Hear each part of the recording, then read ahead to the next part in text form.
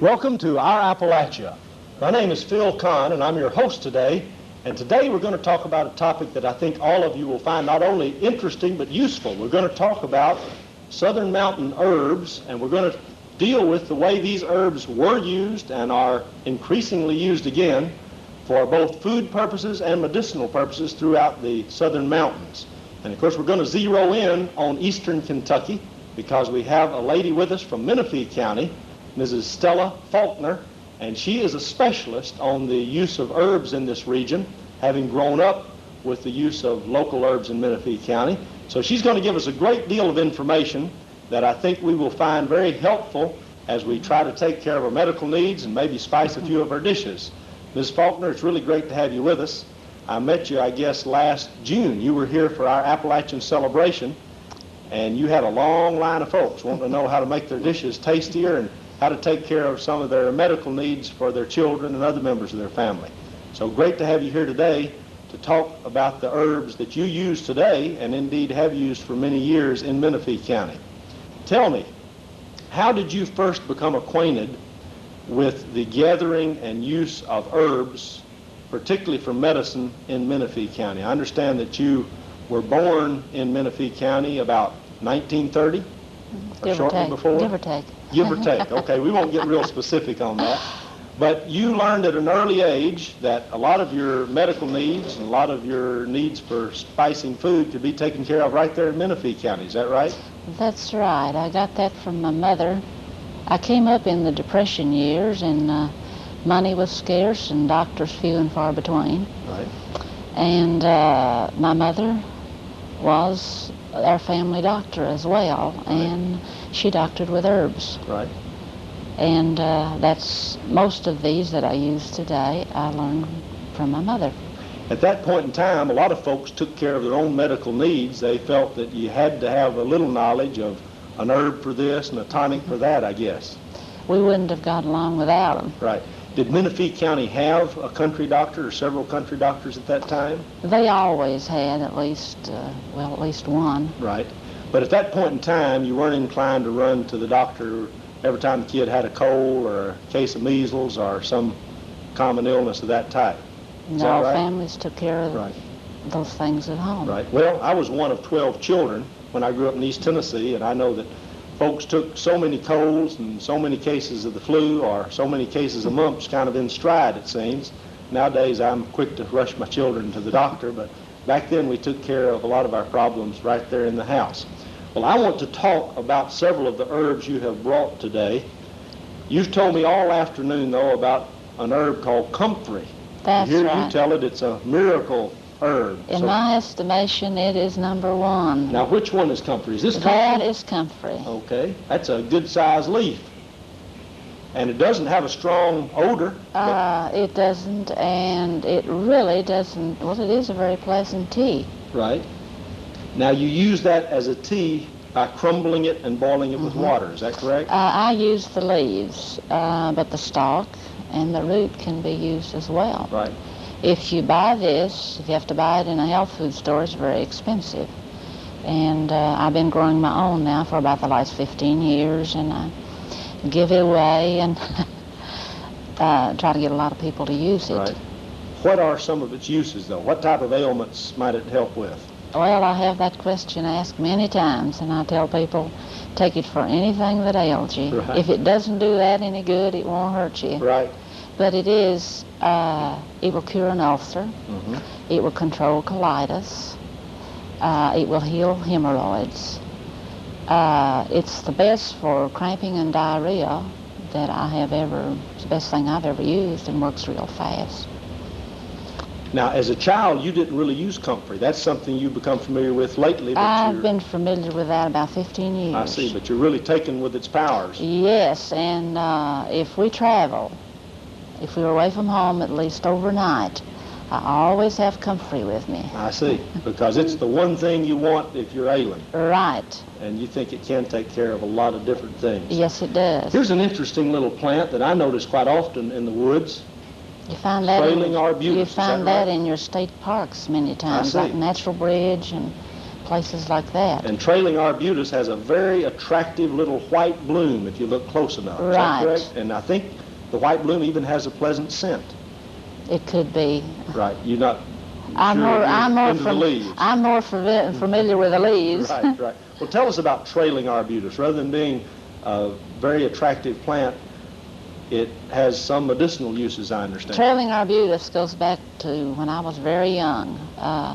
My mother had a kidney problem, and when she'd complain that her back hurt, us children would go off to the woods and bring her in the trailing arbutus, and she'd make up a tea. She'd usually take a quart can and put that on the back of the stove, the old wood burning stove, right, to keep it warm, and she'd sip on that tea, and that would take care of her problem. So in latter years, I have used that and given to people, and it is very good. Kidney, bladder, or urinary tract infection, and it works faster than prescription drugs. Now, a lot of these plants, like trailing arbutus, are not rare. You can find them many places. Is that correct? I found them in the county. Right. And they grow about where you would find your what we call mountain tea or your tea berry. Right. Close to where there would be sand cliffs usually. But in those vicinities where you would find your tea berry, you can usually find the trailing arbutus. Now here's a plant that's got a fascinating name. You can hardly forget that. You've just told me the name. Ratsbane. The name is ratsbane. Where in the world would a plant get a name like ratsbane? I don't know where. It has many names, but I know it as ratsbane, and some people call it princess pine. I guess because it usually is found under pine trees.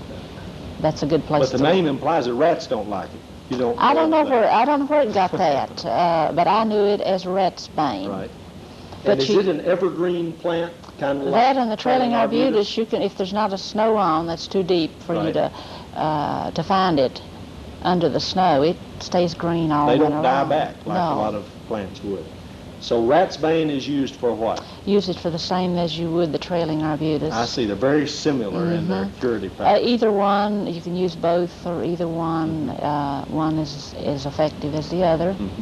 And they also act as a fluid, get rid of fluid. Instead of taking a water pill, drink the tea. If you had swelling or whatever, it would help to discharge fluids from your body. It would get rid of the fluid from the tissues. So you're convinced that a lot of these herbs have the same powers, if not greater powers, than certain commercial drugs, and certainly they wouldn't be as expensive if you could find them in the woods and use them. You were telling me earlier that you feel we would be wise to go back to some of the old herbs and the old ways of taking care of our medical needs. I think we would, and at least we don't have to worry about the side effects. Right. Well, let me go real quickly now to a real wad of herbs you have here. That's very common. And this has a rather musky scent and smells very good at the same time. What is this? Catnip. Catnip. And we've all heard of catnip tea. They call it catnip because cats really like it? If you want a healthy cat, you must have catnip. So what else is it good for? If you want a healthy baby, right. Give them catnip tea. For colic, very good. It's a mild sedative. Give them a bottle of the tea. They can start to get a little cold. Give them a bottle of tea and put them to bed, and that's it. I read once that when a baby's first born, and this was a book that had to do with granny midwives delivering babies, that one of the best ways to bring out the hives in a baby was to use catnip tea. What's meant by bringing out the hives? Do you know? Is that an ailment that teas help to cure in infants? Infants had, it's a breaking out. And I've been told by old-timers that internally or in their throat, that they're all broken, it's broken out inside, and they need to be brought to the surface. Right. And they would give them hot teas, and then they would break out. Now, like for the measles, the same way. Child would have the measles and maybe be having a problem, and wouldn't break out like they should. Right. And they would give them hot teas, and they would break out, and then soon the fever would subside. Right. Well, that's the same thing I've heard, that a lot of times kids have hives as if they have hives internally, and really it's healthy for them to come to the surface, because that's the only way really you can be rid of them for good. I've even heard old timers talk about hives setting into the bones or something if they don't come to the surface, but I'm sure that beliefs on that vary from area to area. I had a cousin that died. The hives didn't break out.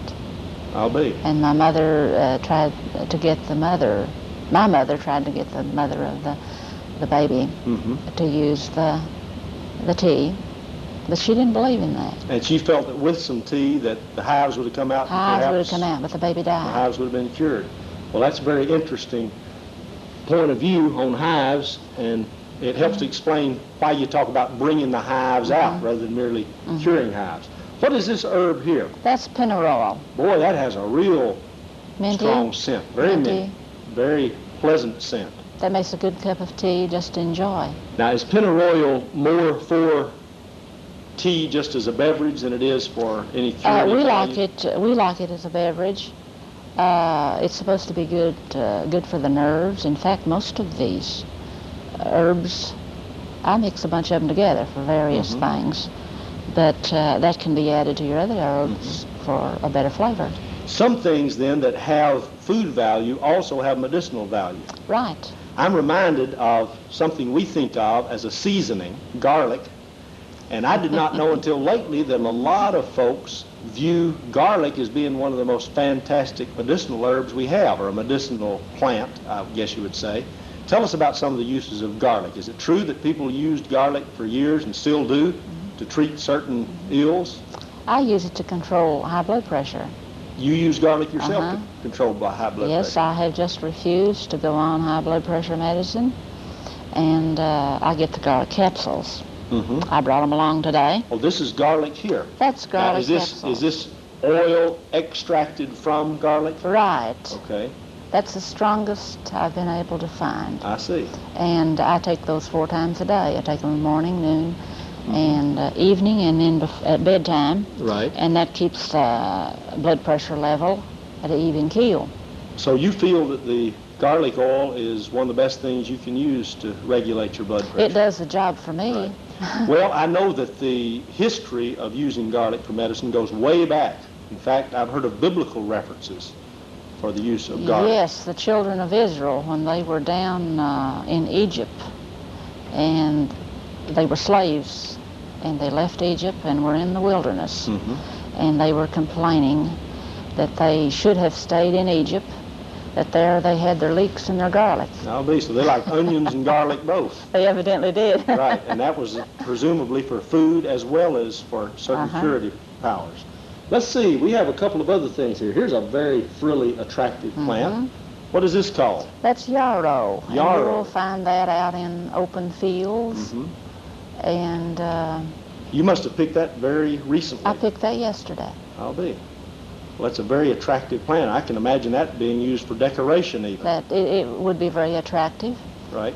What are uses of yarrow? That's good for colds, good at upset stomach, ulcer, again, hemorrhoids, colitis. Here again, taken in tea form? Okay. Have we gotten to this plant here? Here's a little That plant. is the skull cap. Skull cap. That's a rather morbid name, but It's a very bitter. I see. It's not very tasty. Right. But that is known as a fever medicine. And it's not a tasty cup of tea, but it... But it's good for what ails the you. flu, you have the flu, fever. make a cup of that, cup or 2 of that tea and drink it, and help you get over the flu. Right. Let's see. Let's go way over here in the corner and pick up one other little bundle of herbs. What do we have here? That is the tansy. Now, I don't believe that Tansy. I don't believe that is wild. It does grow out, but I think out in the wilds. But I think it's probably been, at some time or other, it has been planted there. Okay, by that you mean generally it's brought into an area. Of course, a lot of these plants that aren't native, they've been brought in over the years by folks, and they can probably go into a wild state, or at least That's very patches of it. that's very pungent, and again, that's used for various things. It's good to expel worms. It's good for the nerves. Right. And good for colds. There's several of these you would put together. There's not anything there that we have on the table that you couldn't just throw in together and make a cup of tea. I see. And in some cases a very tasty tea, in some cases more like medicine than tea. well, recently I had pleurisy, and I threw in a bunch of the herbs, and that was the worst cup of tea I ever tasted, but it did the job. Well, if it does the job, that's the best you can expect of medicine. I want to go back to comfrey, because I just remembered something. You told me that this would help to knit broken bones, at least it's thought to. And how is it used? That goes back centuries. It's been known as a bone knitter. And a person has a broken bone, if they would drink plenty of comfrey tea, drink it every day, and also make a poultice, just cook the leaves a little bit, let it steep, and then just put the leaves right on the break. Now, by poultice, you mean any kind of salve or kind of a meal? All you would have to do to that would be just to put on the leaves, cook the leaves. Just lay it on the point where the break is. Lay it right on, and then keep it wet with the tea. I see. And so using something as a poultice really just means to put it in direct body contact. Rather than taking it internally. But you can take it both ways. Take it both ways, and it will cause a broken bone to knit more quickly. What kind of medicine was used in the old times for heart ailments, and maybe still today? They used the garlic. The garlic was good for heart. And it's still good for the circulation, good for the heart. Right, right. Let me grab a couple of things you've done here, because I'm very interested in taking some of these herbs and putting them into a different form. We're all comfortable with salves because they hang to us, and some of us maybe don't want to drink tea. Now I'm taking a whiff of this interesting green substance, and it's called Stella's Healing Salve. That's a name that relates to Stella Faulkner, I guess. You tell me you've renamed this now? Just to Stella's Herbal Salve. I see. Now you say ingredients: petroleum jelly, lanolin, comfrey, and golden seal. So I assume that the comfrey and the golden seal are the effective ingredients. But tell us... All four of the ingredients would be healing, but those two are the herbs. Well, now tell me, though, about the petroleum jelly and lanolin. Do you use these primarily as a base or kind of a substance for the herbs to be in? They are the base. How do you do that? How do you take comfrey leaves, for example, and golden seal leaves, or is that a root? Golden seal. That's yellow root, isn't it? It's yellow root. It's yellow root, but I use the powder. I use the powder form. Which has leaves, or it's mainly from the roots? No, it's from the roots. I see. But what I want to ask is how you take comfrey and golden seal and make them into a salve. Now that is a little trade secret. I plan to market the salve. In fact, I do have it. I do have it for sale. So that is a technique, that is developed and changed from person to person, and you feel you have an approach to making a salve from leaves that's very special. Yes, it is. But you will sell us some of Stella's herbal salve, I'm sure. Yes, if you want some salve. Right? I probably use some of that. Now, what is Stella's herbal salve good for? Anything that comfrey is, as we right. If a person had peroxide to clean a wound and apply the salve, then that will take care of it. I see. What about yellow root? I hear yellow root mentioned often in the mountains. It's very common in the mountains. Yellow root, in my estimation, goes hand in hand with the comfrey. I see. Comfrey and yellow root, no household should be without. And it's one of the finest eye washes. Make a solution of it and use a dropper, or I prefer to use the eye cup. And it will burn. The more irritation there is, it will burn the eyes, but it will not do it any harm. Right. And each time you use it, it is healed a little more, and it's less irritating. It burns less. You think yellow root has a wide array of curative powers then, just like comfrey does? Internal or external. You can use it for basically the same. Right. Let me grab way over here and get what is called S. Faulkner's balsam liniment. Let me take a whiff of this. Will it cure my ills just to whiff it, or have I got to rub it? You have to rub it on. I see. Very interesting. I asked you earlier if this was celery, and you told me that no, it's sections from the stalk, I guess, of balsam. No, it's actually the fruit of the balsam. Okay, it's the fruit of a balsam. It grows on a vine, and it's very colorful. It will burst, and it's orange inside, very colorful. Now, is this what we used to call hearts a-bursting with love, or is that a different plant? Are you familiar with that term? No, I'm not. Okay, that might be something different. Of course, there's also a plant called bittersweet that kind of bursts and has an attractive No, this berry. has a large. It's much larger. Well, now some calls it a balsam pear, some calls it balsam cucumber. Right.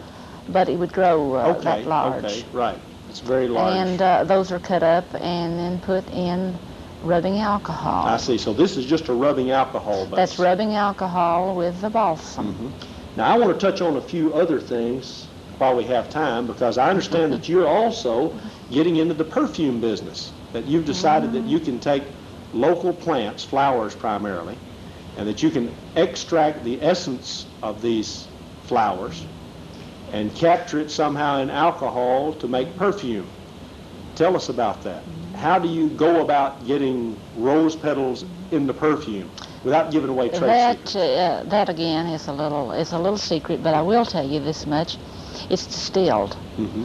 And in order to get the fragrance from the blossoms, to get it into the perfume, first you have to abstract it. Right. And to abstract it, I use animal fat. Mm-hmm. And the animal fat absorbs the fragrance, and then you have to distill it from the animal fat. Mm-hmm. And ultimately, though, you have the essence of the flowers in alcohol. Mm-hmm. But now you make your own alcohol, or you're taking? No, I don't make my own. But now, what is this? Is this rubbing alcohol, or is it more like ethyl alcohol that you use as a base? No, it isn't a rubbing. It's a wood alcohol, probably, primarily. Well, what some people would consume. I see. Right. Well, some people, I guess, would consume anything they could get a hold of. You know, while we've mentioned alcohol, I understand that old-timers used alcohol for medicinal purposes, even when they didn't drink it for recreation ordinarily. Is this true when you were a child, that a lot of folks use alcohol as a sedative or for certain other curative powers? That's right. In fact, it was always on hand in most homes. Right. Would they generally buy alcohol for the purpose, or would a lot of people distill their alcohol for medicinal purposes? I think most of them bought it. Right. So generally they would have some alcohol around for someone who had fever or who needed to be given a sedative. And of course that was way before the time we had anesthetics as we do today. That's right. And there's no doubt that it would relieve pain in certain situations. Well, tell us about one more thing. I don't want to run out of time. We have a lot of herbs we could discuss, but tell me about making soap. You revealed this to me about an hour ago, and everyone's interested, I think, in the way soap was made and is made. A lot of folks say, oh, you make lye soap, and you were telling me that all soap is lye soap, so far as having lye somewhere in the process. But tell us about the soap you make and how you make it. I make soap a little different than my mother did. She made her own lye most of the time from wood ashes, and but I don't cook my soap. Mm-hmm. It's called cold water soap, and it's made from animal fat and lye. Mm-hmm. And you buy the lye commercially, though? Right, because the way I make mine, I wouldn't have any way of knowing the strength of the lye. Now, how did old-timers make lye, and how did they tell what its strength was? They had an ash hopper. Mm-hmm. They stored their hardwood ashes all winter.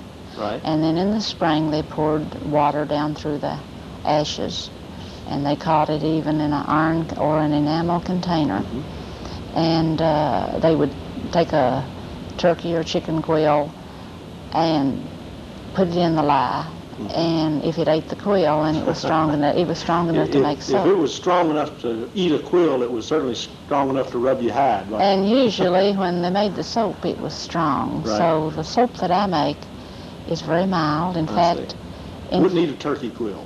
No. Right. In fact, it's so mild that, well, really, it's your purest form of soap because there's been nothing taken away. And you say you don't really even cook it. No, it's not cooked. But it does set up in the hard form. It does, and some people ask why I don't put a fragrance in it or put dye. Well, I feel I'm defeating my purpose, because if people has a skin problem, some have allergies, they're allergic to dyes, others are allergic to fragrances. So this is soap in its purest form. And people with skin problems, particularly teenagers, they can wash their face in the soap, and it usually takes care of their skin problem. Well, now, Ms. Faulkner, I realize that there's a difference in homemade soap in the consistency of it sometimes. I've seen very hard soap called lye soap. I've seen soft soap that you can almost scoop. What is the difference? Now, I've only made the hard soap. Okay. Every now and then there's a batch that just doesn't look as good. The quality of it is, and I cut it up, usually put it in a plastic pail, and pour warm water on it, and then work it up, and it turns into a gel. I have to keep adding more water because it'll consume a lot of water, and then that's good. That's good for. Well, you can use it in the laundry. Just dip it out and put it in the laundry.